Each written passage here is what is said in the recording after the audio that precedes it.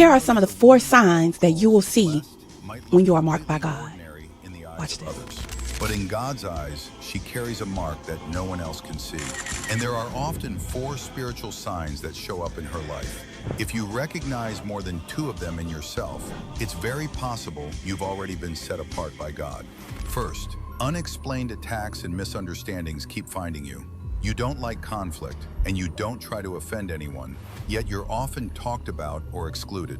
Co-workers speak about you behind your back, and even family members say you're too much or too different. It's not that your personality is the problem. It's that darkness recognizes the calling on your life and knows that if you stand firm, you'll impact more souls than you realize. Second, your hunger for God is deeper than the people around you.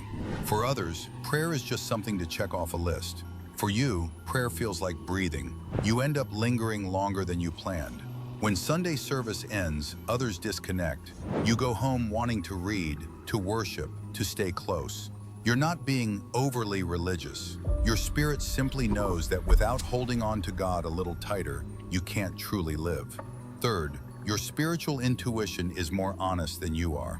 When the atmosphere shifts, you immediately feel a weight in your spirit. Some words may sound spiritual on the surface, yet something inside you says, "This isn't right." That's not oversensitivity. That's the Holy Spirit pulling you back in advance, protecting you from the wrong relationships and the wrong choices. Fourth, you're walking a lonely road that God Himself chose for you.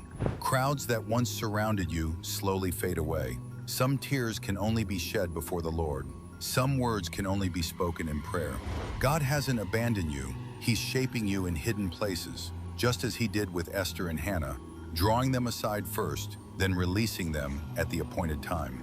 If at least 2 of these descriptions hit your heart, comment, "I am marked," and send this to that special woman in your life so she knows that in God's story, she is never just background. She is chosen, set apart, and already marked by the Lord.